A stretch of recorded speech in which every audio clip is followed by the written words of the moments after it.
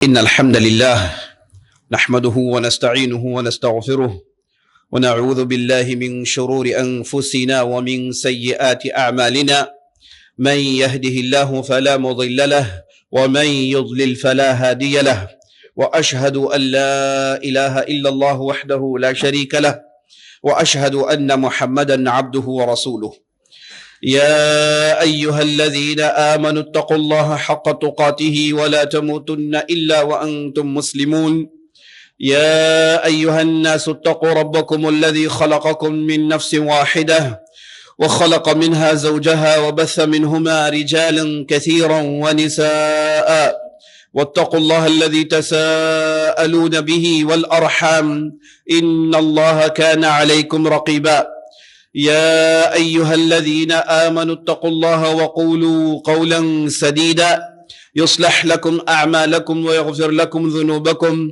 ومن يطع الله ورسوله فقد فاز فوزا عظيما أما بعد فإن خير الحديث كتاب الله وخير الهدي هدي محمد صلى الله عليه وسلم وشر الأمور محدثاتها وكل محدثة بدعة وكل بدعة ضلالة وفي رواية وكل ضلالة في النار فأعوذ بالله السميع العليم من الشيطان الرجيم فلا تنازعوا فتفشلوا وتذهب ريحكم واصبروا إن الله مع الصابرين وقال عليه الصلاة والسلام مثل المؤمن كمثل الجسد الواحد إذا اشتكى منه عضو تداعى له سائر الجسد بالسحر والحمى صدق اللہ ورسولہ صلی اللہ علیہ وسلم۔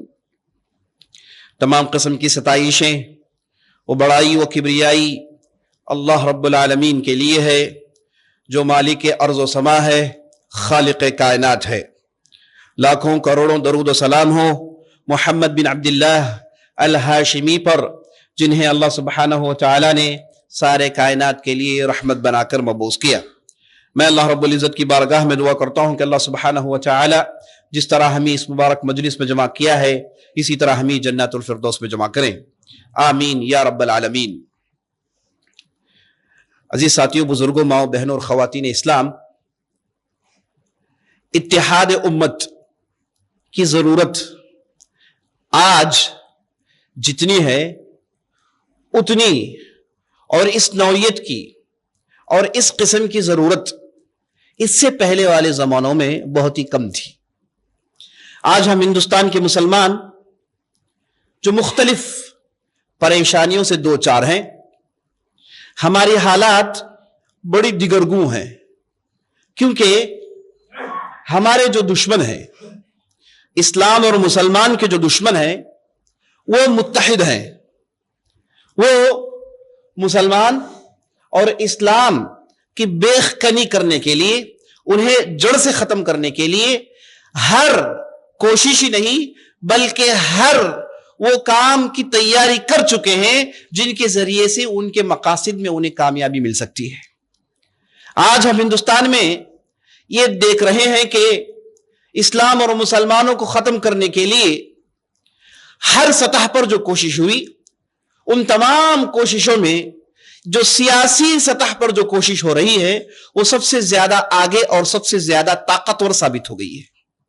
ہم دیکھ رہے ہیں کہ جب سے ہندوستان کا باغ دوڑ، جب سے ہندوستان کا اقتدار ایک ایسے ظالم فرقہ پرست اور ایسے متعصب لوگوں کے ہاتھ میں چلا گیا، تب سے لے کر ہم نے ہندوستان میں ترقی کے بارے میں کبھی سوچا ہی نہیں۔ نہ ہندوستان میں بھوک مری کو ختم کرنے کے لیے کوششیں ہو رہی ہیں۔ ہندوستان میں دن بدن لوگ سڑکوں میں زیادہ آ رہے ہیں۔ ہندوستان میں دن بدن لوگ بھوک و پیاس کا شکار زیادہ ہو رہے ہیں۔ ہندوستان میں دن بدن غریبی بڑھتی جا رہی ہے۔ ہندوستان میں دن بدن یہ دیکھنے کو مل رہا ہے کہ ہندوستان کے لوگ، ہندوستان کی عقلی طاقت، ہندوستان کے پڑھے لکھے لوگ ہندوستان چھوڑ کر جا رہے ہیں، اور ہندوستان میں لوگ سڑکوں میں آ رہے ہیں۔ ہندوستان میں جھوپڑ پٹی زیادہ ہو گئی ہے۔ ہندوستان میں روز 7,000 کی تعداد ایسی ہے جو صرف بھوک کی وجہ سے مر رہی ہے۔ سٹیٹکس بڑے بھیانک ہیں، بڑے خطرناک ہیں، لیکن یہ ظالم حکومت جس کے ہاتھ میں طاقت ہے، اس نے ان تمام چیزوں پر غور کرنے کی بجائے ان تمام چیزوں میں حل تلاش کرنے کی بجائے اس ظالم طاقتوروں نے صرف یہ اپنا مقصد بنا لیا ہے کہ صرف اسلام کی دشمنی کو مشہور کیا جائے، مسلمانوں کو ہر اعتبار سے پسپا کیا جائے، اور اسی دو نعروں کو آگے کر کے، انہی دو نعروں کو آگے بڑھا کے بھولے بھالے ہندو اور بھولے بھالے دوسرے مذاہب لوگوں کو اپنے ووٹ بینک کے لیے ذریعہ بنا رہے ہیں، اپنے ووٹ بینک کو بڑھانے کی ہر ممکن کوشش کر رہے ہیں۔ کسی کو کچھ فائدہ نہیں ہے، یہاں پر ہندو مسلمان کا مدعا ہے ہی نہیں، یہاں پر بھوک ماری اور پیٹ بھر کے کھانا اس کا مدعا ہے، یہاں پر غریبی اور مالداری اس کے درمیان فرق جو پیدا ہو گیا ہے اسے کم کرنے کا مدعا ہے۔ ان چیزوں کو چھیڑنے کے بجائے ہمارے پردھان منتری اور ہندوستان کی طاقت جن کے ہاتھ میں ہے، اس پارٹی نے صرف یہ سمجھ رکھا ہے کہ اس مدعے کو ہندو مسلمان کہتے رہو، پولرائزیشن کرتے رہو، فرقہ پرستی کرتے رہو، یہ دعوے آگے بڑھاتے رہو تاکہ تمہاری پارٹی چلتی رہے۔ عزیز ساتھیو، آج ہندوستان میں جو مالی حالات ہیں، اتنا زیادہ نقصان اس سے پہلے کبھی ہندوستان کو نہیں ہوا۔ ہندوستان کی جی ڈی پی جتنا اس دور میں گری ہے اس سے پہلے کبھی نہیں گری، اور ہندوستان میں جتنا تجارت کو نقصان اس دور میں ہوا اس سے پہلے کبھی نہیں ہوا۔ لیکن ہم یہ دیکھ رہے ہیں کہ ان مدعوں پر گفتگو ہے ہی نہیں۔ مدعا کیا ہے؟ مدعا یہ ہے کہ مسلمانوں کے اندر تبدیلی آنا چاہیے، مسلمان عورتوں کے اندر تبدیلی آنا چاہیے۔ وقف بل کو چھیڑا جا رہا ہے، کہا جا رہا ہے کہ وقف کی بہت بڑی ضرورت ہے، وقف بل کی درستگی بہت ضروری ہے، اس میں بہت سارے ایسے مسلمان ہیں جو پیسے لوٹ رہے ہیں، اور بہت سارے ایسے ہیں جو ان زمینوں کو اپنے قبضے میں رکھے ہوئے ہیں، اور بہت سارے ایسے ہیں جو اس میں اپنا قبضہ جما ہوئے ہیں، تو اس کی بہت ضرورت ہے۔ حکومت یہ دعویٰ کر رہی ہے۔ بھائی کیا چل رہا ہے اور کیا سلوشن دے رہے ہیں کچھ سمجھ میں نہیں آ رہا ہے۔ ادنا سے ادنا مسلمان چھوڑیے، دنیا کا عقل سے عقل مند آدمی جب ہندوستان کی ان حالاتوں کو دیکھ رہا ہے وہ کہتا ہے کہ بھائی جن چیزوں کی سلوشنز کی ضرورت ہے اس طرف حکومت نہیں جا رہی ہے، جن چیزوں کی ضرورت ہی نہیں ہے ان چیزوں کو حکومت چھیڑ رہی ہے۔ اور یہ بھی آپ جان رکھیے کہ ان لوگوں نے اپنی دشمنی میں جتنا ممکن ہو اتنی دور تک رسائی حاصل کی ہے، ہر اعتبار سے اسلامی طاقتوں کو انہوں نے توڑا ہے۔ پہلے این آر سی کے تعلق سے ہم نے دیکھا کہ سارا ہندوستان امنڈ آیا، پوری سڑکیں روک دی گئی اور چاروں طرف پروٹسٹ کا ماحول پیدا ہو گیا تھا، پورا ہندوستان سڑک میں آ گیا۔ پہلے سے یہاں کی بھوکماری، پہلے سے یہاں کی غریبی، پہلے سے یہاں کے حالات، اس کے باوجود لوگوں نے اپنے کام چھوڑے، سڑکوں میں اتر گئے اور اپنے حقوق کا مطالبہ کیا۔ اور اس کے بعد ہم دیکھتے آ رہے ہیں جب سے یہ حکومت طاقت میں آئی ہے اس نے صرف یہی کیا ہے کہ صرف اسلام کا نام بولو، مسلمانوں کو نقصان پہنچاؤ، ان کے مساجد کو توڑو، ان کے مدرسوں کو توڑو، ان کے قبرستانوں پر قبضہ جمع کرو، ان کے اوقاف پر قبضہ جمع کرو، اور دوسرے ہندو اور دوسرے مذاہب کے لوگوں کو خوشی دو اور انہیں یہ مذہب کی چیزوں کو لے کر اور بھڑکاؤ تاکہ وہ مسلمانوں کی مخالفت میں چین و سکون محسوس کرے، تاکہ وہ ہندوستان میں جو بھوکمری چل رہی ہے، ہندوستان میں جو غریبی چل رہی ہے، ہندوستان میں جو پسپائی ہو رہی ہے، اس طرف کبھی سوچے بھی نہ۔ اس چیز کو لے کر عزیز ساتھیوں یہ حالات چل رہے ہیں، لیکن ہم اور آپ کو یہ جاننا چاہیے کہ دشمن بڑا خطرناک ہے، اس نے ہماری نس نس کو پڑھا ہے، وہ ہماری پوری تاریخ سے واقف ہے، وہ ہمارے مختلف مکتب فکر سے واقف ہے، مختلف ہماری جماعتوں سے واقف ہے، ان کے لٹریچر سے واقف ہے، ان کی کتابوں سے واقف ہے، ان کے ہاں پورا ایک انٹلیکچوئل گروپ ہے جو ان چیزوں کو پڑھتا ہے، اور ہر مسلمان کے عقیدے اور ان کے اندر جماعتیں ان چیزوں سے بھرپور واقف ہے۔ یہ جہاں مختلف حملے کرتا ہے، جہاں اس کے مختلف حربے ہیں، وہاں پر عزیز ساتھیوں سب سے زیادہ حملہ اس کا، سب سے خطرناک حملہ اس کا یہ کہ مسلمانوں کے صفوں میں دراڑیں ڈال دو، مسلمانوں کو مختلف جماعتوں میں بانٹ دو، مسلمانوں کے اندر اختلافات پیدا کر دو۔ اس لیے اس چیز کو کرنے کے لیے یہ جو مختلف کوشش کرتا ہے، ان کوششوں میں سب سے خطرناک کوشش یہ ہے کہ یہ ایسے فرقے جو اسلام سے میل کھاتے نہیں ان فرقوں کو آگے بڑھاتا ہے. کبھی ہم دیکھتے ہیں کہ بحراؤں کو یہ آگے بڑھاتے ہیں اور ان پر انویسٹمنٹس ہوتے ہیں, ان کے لیے تجارتیں دی جاتی ہیں, انہیں طاقتور بنایا جاتا ہے, انہیں عہدے دیا جاتا ہے. وہ کتنے ہیں؟ وہ مٹھی بھر بھی نہیں ہے. تمام مسلمانوں کے شمارے کے اعتبار سے وہ مٹھی بھر بھی نہیں ہے, لیکن دیکھ رہے ہیں کہ انہیں شہد دیا جا رہا ہے, انہیں آگے بڑھایا جا رہا ہے.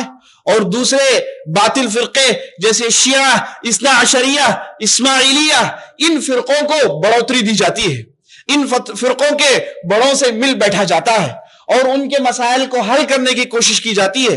انہیں تجارت کی طاقت دی جا رہی ہے, انہیں مختلف چیزوں میں آسانیاں پیدا کی جا رہی ہے, اور وہ اپنے عقائد کی نشر و اشاعت کے لیے, اپنے باطل ایمان کو پھیلانے کے لیے یہ باطل طاقت پورا انویسٹمنٹ کر رہا ہے اور پورے کے پورے سہولیات پیدا کر رہا ہے. اسی طریقے سے ہم دیکھتے ہیں باطل فرقوں میں, بلکہ اسے فرقہ بھی نہیں کہنا چاہیے, قادیانیہ, ان لوگوں کو آگے بڑھایا جا رہا ہے, ان کے ادارے بنائے جا رہے ہیں, ان لوگوں کو طاقت دی جا رہی ہے, ان کے ہر ایکٹیویٹیز پر مہر لگایا جاتا ہے اور انہیں عام مسلمانوں کی طرح بنانے کی پوری کوشش وہ جتنا کرتے ہیں اس سے زیادہ یہ جو ظالم طاقت جو بیٹھا ہے یہ ان چیزوں کو کرنے کے لیے کوشاں ہے.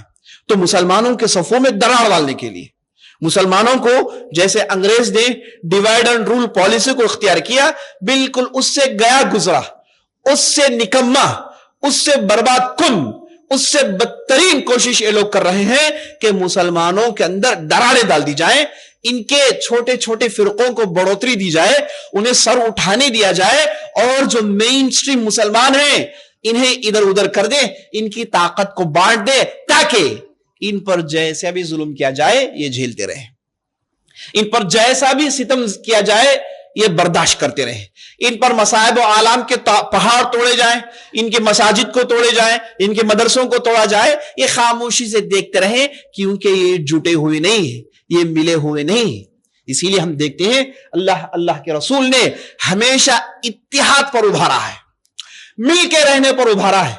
میں نے خطبہ مسنونہ کے بعد قرآن کی اس آیت کی ٹکڑی کی تلاوت کی جس میں اللہ کہتا ہے فَلَا تَنَازَعُوا فَتَفْشَلُوا وَتَذْهَبَ رِيحُكُمْ وَاصْبِرُوا إِنَّ اللَّهَ مَعَ الصَّابِرِينَ. اے لوگو, اے مسلمانوں, آپس میں منازعات مت کرو, آپس میں جھگڑے مت کرو.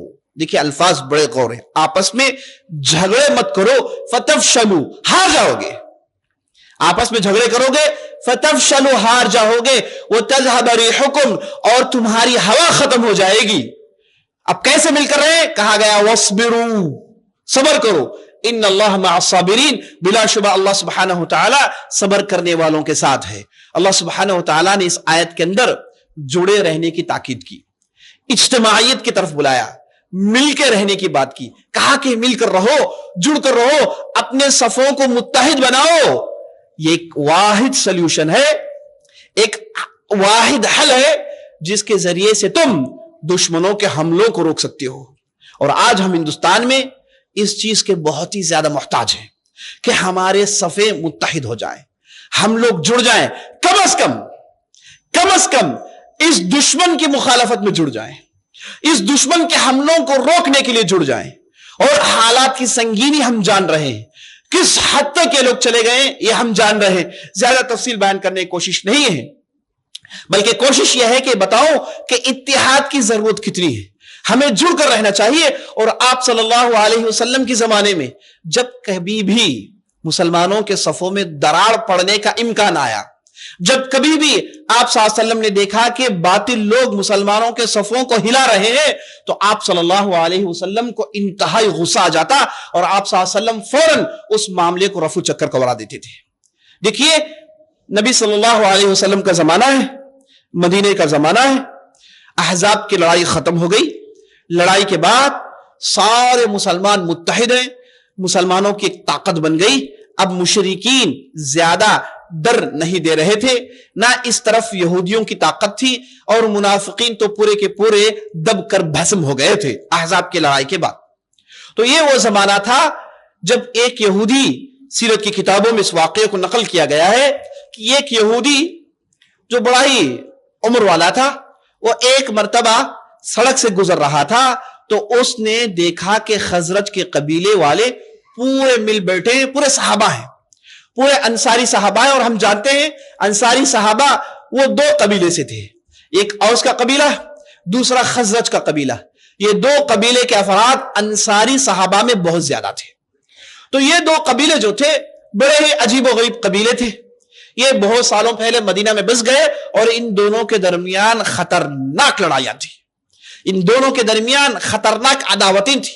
یہ وہ دو قبیلے ہیں جن کے بارے میں ہم عام طور پر سنتے ہیں کہ جاہلیت میں عرب آپس میں اتنا لڑتے تھے کبھی کبھار ان کی لڑائیاں 100 سال تک پہنچ جاتی تھی۔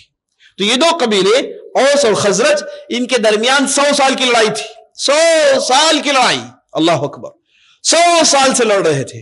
اور اس کے بعد جب اسلام آیا، ان دونوں نے اپنی جاہلیتوں کو چھوڑا، اپنی عداوتوں کو چھوڑا، اور اسلام کے پاس بات بن گئے۔ یہ جو آپس میں چہرے دیکھنے کو پسند نہیں کرتے، یہ آپس میں بھائی بھائی ہو گئے۔ اللہ نے قرآن میں اسی کی طرف اشارہ کیا، کہا وَاعْتَصِمُوا بِحَبْلِ اللَّهِ جَمِيعًا وَلَا تَفَرَّقُوا وَاذْكُرُوا نِعْمَةَ اللَّهِ عَلَيْكُمْ إِذْ كُنْتُمْ أَعْدَاءً فَأَلَّفَ بَيْنَ قُلُوبِكُمْ فَأَصْبَحْتُمْ بِنِعْمَتِهِ إِخْوَانًا وَكُنْتُمْ عَلَى شَفَا حُفْرَةٍ مِّنَ النَّارِ فَأَنقَذَكُم مِّنْهَا وَكَذَلِكَ يُبَيِّنُ لَكُمْ آيَاتِهِ لَعَلَّكُمْ تَهْتَدُونَ۔ اللہ سبحانہ وتعالیٰ کہتا ہے کہ لوگو سب مل کے اللہ کی رسی کو تھام لو۔ اہل علم تفسیر میں کہا اللہ کی رسی سے مراد اللہ کی کتاب ہے، اللہ کی کتاب ہے، اس کتاب کو سب مل کے تھام لو۔ وَلَا تَفَرَّقُوا، آپس میں اختلافات میں فرقوں میں مت بڑھ جاؤ۔ اور اس کے بعد دیکھیے اللہ سبحانہ وتعالی صحابہ کی جماعت کو دیکھ کر کہتا ہے کہ اللہ کی اس نعمت کو یاد کرو جب تم آپس میں دشمن تھے، جب تم آپس میں جانی دشمن تھے، ایک دوسرے کے جان کے ٹو میں پڑے ہوئے تھے، تو اللہ نے تم پر نعمت کی تو تم آپس میں بھائی بھائی بن گئے۔ یہ ایسی الفت پیدا ہوئی، ایسی بھائی چارگی پیدا ہوئی۔ اللہ نے ایک دوسری جگہ کہا کہ اے نبی صلی اللہ علیہ وسلم، آپ دنیا کی پوری دولت لٹا کر اس بھائی چارگی کو پیدا کرنے کی کوشش کرتے، دنیا کی پوری دولت ڈال کر آپ ان دونوں کے دلوں کو جوڑنے کی کوشش کرتے، آپ سے یہ کام نہیں ہو سکتا، آپ یہ کام نہیں کر سکتے۔ یہ اللہ کی نعمت تھی جو اللہ نے اسلام کے ذریعے سے ان دونوں کو جوڑ دیا، ان کی دشمنیوں کو ختم کیا، انہیں بھائی بھائی بنا لیا۔ اور اس کے بعد کہا وَكُنْتُمْ عَلَى شَفَا حُفْرَةٍ، تم لوگ جہنم کے گڈھے کے قریب تھے۔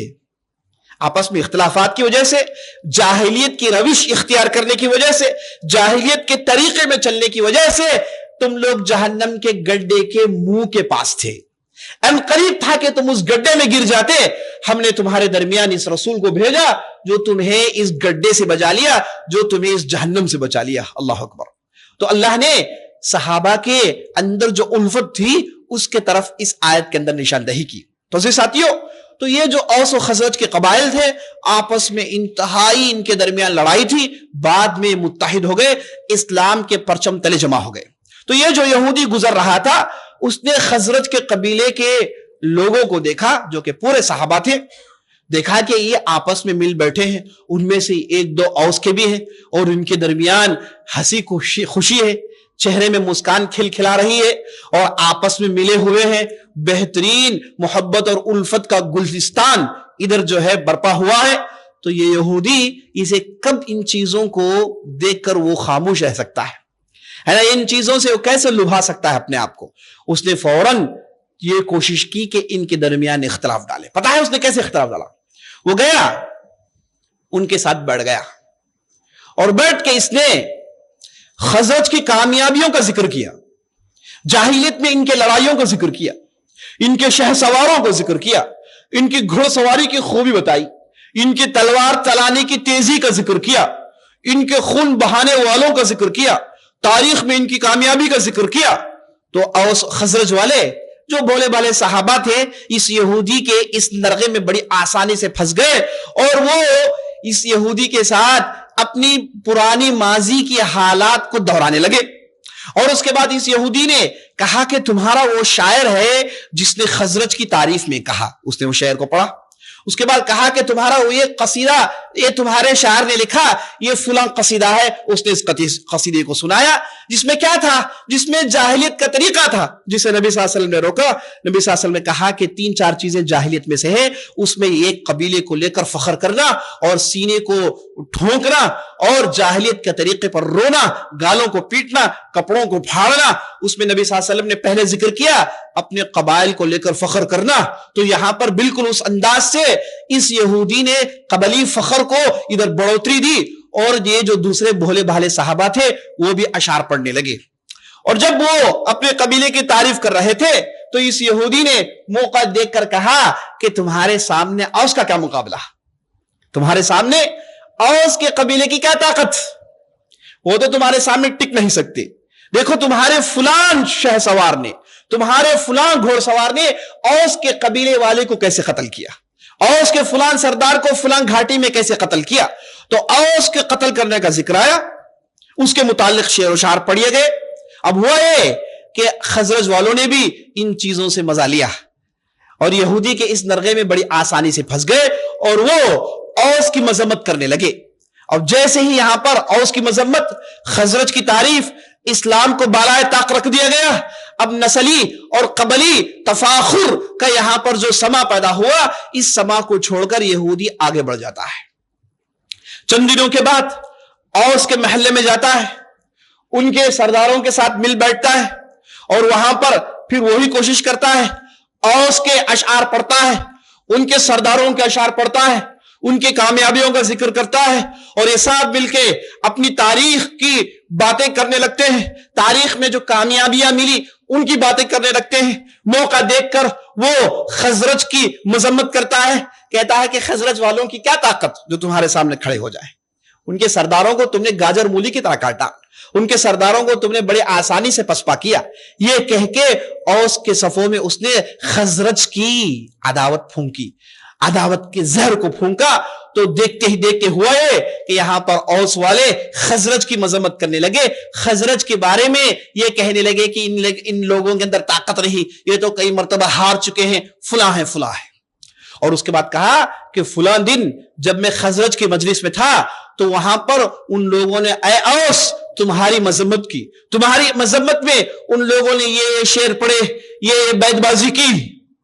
تو یہ بتانا تھا دو قبیلوں کے درمیان اب اختلافات کے آگ پھوٹ پڑے، اختلافات کا ولکلو نکل آیا. اب ایک دوسرے کے درمیان لڑائیاں شروع ہو گئی. پہلے تو شعر و شعر میں بات چیت چل رہی تھی اور بعد میں ان لوگوں کے سرداروں نے ملاقاتیں کی. اب معاملہ اتنا گیا گزر ہو گیا، اتنا سنگین ہو گیا کہ ان کے لوگوں نے کہا کہ چلو اگر بات ایسی ہے تو دوبارہ اسی وادی میں پہنچتے ہیں جہاں پر ہماری لڑائیاں ہوئی اور دوبارہ تلوار نکال لیتے ہیں، دو ہاتھ دیکھ لیتے ہیں کہ تم میں سے کون طاقتور ہے، تم میں سے کون بڑا ہے. یہاں تک کہ حدیث میں آتا ہے کہ ان کی تلواریں ننگی ہو گئی، ان کی تلواریں ننگی ہو گئی اور یہ لڑنے کے لیے میدان میں آ گئے تھے. جب نبی صلی اللہ علیہ وسلم کو یہ خبر پہنچی تو آپ صلی اللہ علیہ وسلم اپنے تمام کام کو چھوڑ کے بڑی تیزی سے اس سپاٹ میں پہنچتے ہیں جہاں پر یہ چیزیں چل رہی ہیں اور سیدھے نبی صلی اللہ علیہ وسلم پہنچتے. اور جیسے ہی نبی صلی اللہ علیہ وسلم کے لوگوں نے دیکھا ان کا جسم ٹھنڈا پڑ گیا، یہ ٹھنڈے ہو گئے، ان کے ماتھوں سے پسینے نکل آ گئے اور اپنے اختلافات کے الفاظ کو کم کیا. اور نبی صلی اللہ علیہ وسلم آئے اور آ کر کہا کہ اے اوس و خزرج، کیا تم اللہ کی نعمتوں کو بھول گئے؟ تم یہ کیا اختلافات پیدا کر چکے ہو جبکہ تمہارے اتحاد میں سارا خیر ہے. تمہیں جوڑنے کے لیے اللہ نے قرآن میں آیت نازل کی، تمہیں ایک بنانے کے لیے اللہ نے مجھے بھیجا، میری موجودگی میں میں موجود ہوں، اس کے باوجود تم آپس میں اختلاف کر رہے ہو، آپس میں ایک دوسرے کے خون کے پیاسے ہو رہے ہو. تو نبی صلی اللہ علیہ وسلم نے دونوں قبیلوں کو خوب ڈانٹا، کہا کہ میری موجودگی میں تم لوگ یہ کہہ رہے ہو. اور دونوں قبیلے والے، دونوں بزرگ صحابہ تھے، انصاری صحابہ تھے، بڑے نرم دل تھے ان کے. ان لوگوں نے تلوار پھینکے اور اپنے سروں کو نیچے کر لیا اور ان کے آنکھوں سے آنسو جاری ہیں. اس کے بعد نبی صلی اللہ علیہ وسلم نے کہا دعوها فانها ممتنہ، یہ جاہلیت کے دعووں کو چھوڑو، اس سے بدبو آتی ہے، نبی صلی اللہ علیہ وسلم نے کہا یہ جاہلیت کے دعووں کو چھوڑو، اس سے بدبو آتی ہے، اپنے آپ کو جوڑ لو، جوڑنے میں خیر ہے۔ تو نبی صلی اللہ علیہ وسلم نے جہاں صفوں میں دراڑیں پڑنے کا امکان کا اظہار ہوا تو نبی صلی اللہ علیہ وسلم فوراً پہنچ گئے اور ان اختلافات کو ختم کیا اور صحابہ کو بھائی بھائی بنا دیا۔ نبی صلی اللہ علیہ وسلم کی اس کام سے بات ہم کو معلوم ہو رہی ہے کہ اختلافات کو ختم کرنا یہ بہت ہی اہم ضرورت ہے، اور مسلمانوں کے صفوں کو جوڑنا، ان کے اندر وحدت پیدا کرنا، ان کے اندر اتحاد پیدا کرنا یہ وقت کی اشد ضرورت ہے۔ نبی صلی اللہ علیہ وسلم کو معلوم ہے کہ یہودیوں کی کوشش ہے کہ یہ اگر اختلاف پہ پڑ جائیں تو اس کے بعد ایک ایک کر کے انہیں مارنے میں آسانی ہو جائے گی، ایک ایک کر کے نگلنے میں بڑی آسانی پیدا ہو جائے گی، یہ جانتے تھے یہودی، اور نبی صلی اللہ علیہ وسلم نے ان کے منہوں کو کالا کیا، مسلمانوں کو دوبارہ ایک صف میں کھڑا کر دیا۔ تو عزیز ساتھیو، سیرت ہمیں یہی پیغام دیتی ہے کہ ہم اپنے اندر اتحاد اور الفت وحدت پیدا کرنے کی پوری کوشش کریں، پوری کوشش کریں۔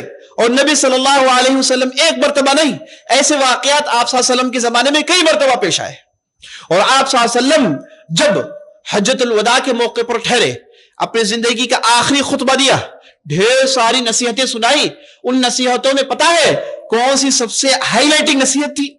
آپ صلی اللہ علیہ وسلم نے کہا لا فضل لعربی علی عجمی ولا لعجمی علی عربی ولا لأحمر على اسود ولا لأسود على احمر الا بتقوى اللہ۔ نبی صلی اللہ علیہ وسلم نے کہا کسی عربی کو کسی عجمی پر کوئی فوقیت نہیں، یعنی صرف عرب ہونا سینہ ٹھونک کر فخر کرنے کے قابل نہیں، اور عجمی کو کسی عربی پر فوقیت نہیں، وہ یہ نہ کہیں کہ میں فلاں قبیلے سے تعلق رکھتا ہوں، میری فلاں زبان ہے، میری فلاں ذات ہے، میں فلاں قبیلے کا ہوں، میں فلاں نسل کا ہوں، اس لیے میں فخر سے سینہ ٹھونکوں گا۔ نبی صلی اللہ علیہ وسلم نے کہا کہ عجمی کو کسی عربی پر فوقیت نہیں، صرف کسی کا عربی ہونا، صرف کسی کا عجمی ہونا اس کے لیے فوقیت کے اسباب نہیں ہیں۔ اللہ نے قرآن میں ارشاد فرمایا وَإِذَا نُفِخَ فِي الصُّورِ فَلَا أَنْسَابَ بَيْنَهُمْ، قیامت کے دن جب سور پھونکا جائے گا تب حسب نسب کچھ کام نہیں آئے گا۔ کوئی آ کر یہ نہیں کہہ سکتا کہ میں فلاں قبیلے سے ہوں، میں فلاں زبان بولنے والا ہوں، میری چمڑی کا رنگ فلان ہے، میں فلاں زمین سے میرا تعلق ہے، میری ذات فلاں ہے، نہیں۔ اللہ کہتا ہے سور پھونکنے کے بعد سب میدان میں جمع کر دیے جائیں گے اور اللہ کی نظر میں سب ایک ہوں گے، صرف عمل وہاں پر کام آئے گا۔ تو نبی صلی اللہ علیہ وسلم کہتے ہیں کسی عربی کو کسی عجمی پر فوقیت نہیں، اور کسی عجمی کو کسی عربی پر فوقیت نہیں، اور یہ کہا کسی گورے کو کالے پر فوقیت نہیں۔ کتنا زبردست سولوشن آپ صلی اللہ علیہ وسلم دیا ہے۔ پورا امریکہ اس مصیبت سے جونج رہا ہے کہ وہاں پر بلیکس اور وائٹس کی کئی سالوں سے لڑائی چل رہی ہے، اور نبی صلی اللہ علیہ وسلم نے ایک جملے میں حل دیا، کہا لا اسود علی الاحمر ولا لاحمر علی اسود، کسی گورے کو کسی کالے پر کسی بھی قسم کی فوقیت نہیں، نہ کسی کالے کو کسی گورے پر کسی بھی قسم کی فوقیت ہے۔ آپ صلی اللہ علیہ وسلم نے زبان کے اعتبار سے، رنگ کے اعتبار سے، ذات پات کے اعتبار سے، قبلی اعتبار سے، اپنے ملک کے اعتبار سے، اپنی بستی کے اعتبار سے کسی بھی فوقیت کو مانا نہیں، کہا کہ سب بیکار ہے۔ ہاں ایک فوقیت ہے، ایک فضیلت ہے، ایک منقبت ہے جسے ملحوظ کیا جا سکتا ہے، جسے کنسیڈر کیا جا سکتا ہے، وہ کیا ہے؟ الا بتقوی اللہ، اللہ کا ڈر۔ تقوی کی بنیاد پر آپ لوگوں میں فرق کر سکتے ہیں، لیکن جان رکھیے تقوی اس کا تعلق دل سے ہے۔ کس کے دل میں کتنا تقوی ہے کسی کو نہیں معلوم، اسی لیے نبی صلی اللہ علیہ وسلم ایک حدیث میں ارشاد فرمایا التقوی ہا ہنا، التقوی ہا ہنا، التقوی ہا ہنا، کہا کہ تقوی یہ دل میں رہتا ہے، تقوی اس کی جگہ دل ہے، تقوی اس کا ٹھکانہ دل ہے۔ کسی کو آپ ظاہری طور پر دیکھ کر یہ نہیں فیصلہ کر سکتے کہ بھائی یہ تو بڑے متقی ہیں، کسی کی بڑی ٹوپی ہے، کسی کی بڑی داڑھی ہے، کسی کے بڑے جبے کبے ہیں، یہ چیزوں سے کسی کے تقوی کا فیصلہ نہیں ہوتا۔ تقوی اس کا تعلق دل سے ہے، اور دل میں جو بیتتی ہے اللہ کے علاوہ کوئی اور نہیں جانتا، اللہ کے علاوہ کوئی اور نہیں جانتا۔ اللہ نے قرآن میں دیکھیں کیا کہا، یا ایھا الناس انا خلقناکم من ذکر وانثى وجعلناکم شعوبا وقبائل لتعارفوا ان اکرمکم عند اللہ اتقاکم۔ اے لوگو، ہم نے تمہیں ایک مرد اور ایک عورت سے بنایا، اور ہم نے تمہارے درمیان قبائل بنائے، ہم نے تمہارے درمیان نیشنز بنائے تاکہ تم ایک دوسرے کو پہچان لو۔ اس لیے نہیں کہ ایک دوسرے پر فخر کرو، یہ ایک دوسرے پر کہو کہ ہم بڑے ہیں، ہماری زبان فلاں ہے، ہم فلاں زبان بولنے والے ہیں، ہمارا فلاں رنگ ہے، ہماری فلانی تہذیب ہے، ہمارے فلانے طریقے ہیں۔ اللہ نے کہا کہ ساری چیزیں بیکار ہیں، اس کا کوئی اعتبار نہیں، اس کا کوئی کنسیڈریشن نہیں، الا بتقوی اللہ، اللہ کے ڈر سے۔ جو آدمی جتنا اللہ سے زیادہ ڈرتا ہے وہ آدمی اللہ کے اتنا قریب ہے۔ اب کون کتنا ڈرتا ہے یہ اللہ ہی بہتر جانتا ہے، اور نبی صلی اللہ علیہ وسلم نے اپنی پوری زندگی انہی اصول پر جی کر دکھا دی کہ بھائی ایک بندے مومن کیسی زندگی گزارنی چاہیے۔ تو آپ صلی اللہ علیہ وسلم کی پوری تعلیمات، آپ اس نمازی کو لے لیجئے، اس میں بھی جڑنے کا تصور ہے۔ ہم جمع ہوتے ہیں روزانہ 5 مرتبہ، ہے کہ نہیں؟ 5 مرتبہ باجماعت نماز پڑھنا واجب ہے، فرض۔ کیوں بھائی؟ اکیلے پڑھ سکتا ہے آدمی، اپنے اپنے گھروں میں پڑھ لو۔ اسلام نے کہا کہ نہیں چلے گا۔ تم مسلمان ہو، تمہارے دل میں ایمان ہے، تم محمد رسول اللہ کے پیرو ہو، تو تمہیں جڑ کر رہنا ہے، مل کر رہنا ہے۔ اسی لیے نبی صلی اللہ علیہ وسلم نے ہماری جماعت کا نام کیا دیا؟ کہا اہل السنت والجماعہ، تم اہل السنت، سنت کی اتباع کرنے والے ہو، اور صحابہ تابعین تبع تابعین کے طرز پر چلنے والے ہو، اور تم جماعت ہو، تم مل کر رہتے ہو، مین سٹریم کے لوگ تم ہی ہو، اور تم سے جن لوگوں نے اختلاف کیا وہ فرقے ہیں، تم سے جن لوگوں نے اپنے آپ کو توڑ لیا وہ فرقے ہیں، تم لوگ مین سٹریم کے ہو۔ نبی صلی اللہ علیہ وسلم نے ہمیں یہ تعلیم دی، جماعت کہا یعنی جڑ کر رہنے والے، اور نماز جماعت کے ساتھ واجب ہے، 5 وقت جمع ہوتے ہیں۔ اب یہ جو جمع ہوتے ہیں اس میں بھی دیکھیے کتنی عمدگی ہے۔ نبی صلی اللہ علیہ وسلم نے کہا کہ تمہیں نمازوں کو صفوں میں ادا کرنا ہے، صفوں میں کھڑ جاؤ۔ الا تصطفون كما تصطف الملائکۃ عند ربها، نبی صلی اللہ علیہ وسلم نے کہا کیا تم لوگ صفوں میں نہیں کرنا چاہو گے جیسے فرشتے اللہ کے سامنے کھڑے ہوتے ہیں؟ تو صف بندی کے بارے میں کہا گیا، اور اس میں دیکھیے ایک جگہ آپ صلی اللہ علیہ وسلم نے کہا کہ آپس میں دور دور مت کھڑو، آپس میں جگہیں مت چھوڑو، اگر جگہیں چھوڑو گے تو شیطان داخل ہو جائے گا۔ کندھے سے کندھا، ٹخنے سے ٹخنا ملا کر کھڑے ہو جاؤ، وہاں پر کہیں پر بھی جگہ مت چھوڑو گے تو شیطان آ جائے گا۔ کیا مطلب؟ شیطان یہاں کیوں آئے گا؟ وہ یہ آئے گا کہ جب تک تم لوگ مل کر کھڑے ہو، تم ایک دوسرے کو مسلمان مانتے ہو، ایک دوسرے کی عزت کرتے ہو، تو تمہارا جماوڑا مل کر رہے گا۔ جب تم یہ کہو گے کہ بھائی یہ فلاں نسل کا ہے، فلاں زبان بولنے والا ہے، فلاں تہذیب کا ہے، فلاں زمین کا ہے، فلاں بستی کا ہے، فلاں ملک کا ہے، تم یہ کہنا شروع کر لو گے تو شیطان داخل ہو جائے گا اور تمہارا شیرازہ بکھر جائے گا۔ روزانہ 5 مرتبہ ہم اس کا ثبوت دیتے ہیں، اور اس کے بعد جمع ہونا ضروری ہے، اور سال میں 1 مرتبہ عیدین، بلکہ 2 مرتبہ عیدین کی نماز سب کو جمع کر کے ادا کرنا ہے۔ دیکھیے مل کے رہنے کا تصور ہے۔ اور سال زندگی میں 1 مرتبہ، اگر کسی کے پاس مالی طاقت ہے اسے تو حج کرنا ہے، وہ جاتا ہے۔ حج میں کیا ہے؟ حج کا پیغام کیا ہے؟ حج کا پیغام صرف اور صرف یہ ہے کہ دیکھو ساری دنیا سے مسلمان آئے ہیں۔ یہ جو زبان بولتا ہے اس کے فرشتوں کو بھی خبر نہیں ہے، اس کی جو تہذیب ہے اس کے بارے میں ذرا بھی نہیں جانتا ہے، اس کا کھانا پینا اسے پسند آتا ہی نہیں، وہ جس طریقے سے رہتا ہے اسے پسند آتا ہی نہیں، ان کے رہنے سہنے سونے کا طریقہ مختلف ہے، آپ کے سونے پینے رہنے طریقہ مختلف ہے۔ اس تمام اختلافات کے ساتھ، ان تمام مختلف چیزوں کے ساتھ مل کر رہنا ضروری ہے۔ تو عزیز ساتھیو، آج ہمارے اس خطبے میں پیغام یہ ہے کہ ہم اور آپ کو مل کے رہنے کے بارے میں، اتحاد کے بارے میں بولنا چاہیے۔ ہمارے یہاں دیکھیے مختلف جماعتیں ہیں، مختلف فرقے ہیں، لیکن اس دشمن کے مقابلے میں، اور دشمن جب مارتا ہے تو وہ فرقوں کو نہیں دیکھتا، سب کو مارتا ہے، اس کا حملہ سب پر ہوتا ہے، اور سب کی جو ہے وہ بیخ کنی کر رہا ہے۔ وہ آنے والے اس کے جو بھی کام ہے عزیز ساتھیوں، آنے والے سالوں میں، یہ جو وقت بل ہے اس کے آثار فوراً نہیں معلوم ہوں گے، یہ آنے والے سالوں میں اس کی شدت سے محسوس ہوگی کہ یہ اس ظالم نے کیا کیا ہے۔ تو یہ جو حملہ کرتا ہے سارے مسلمانوں کو ملا کے حملہ کرتا ہے، اور ہم اور آپ کو چاہیے اللہ کی تعریف بیان کریں، اللہ کی بڑائی بیان کریں، کہیں کہ بھائی جڑنے کا موقع پیدا ہو گیا ہے۔ تو ہم اور آپ اپنے اختلافات کے ساتھ اور اپنے مختلف آراء کے ساتھ اس دشمن کے مقابلے جمع ہونے کی اشد ضرورت ہے۔ اللہ تعالیٰ سے دعا کرتے ہیں ہم نے جو بھی کہا، جو بھی سنا ہے، اس کے مطابق عمل کرنے کی توفیق بخشے۔ سبحان ربک رب العزت عما یصفون وسلام علی المرسلین والحمد للہ رب العالمین۔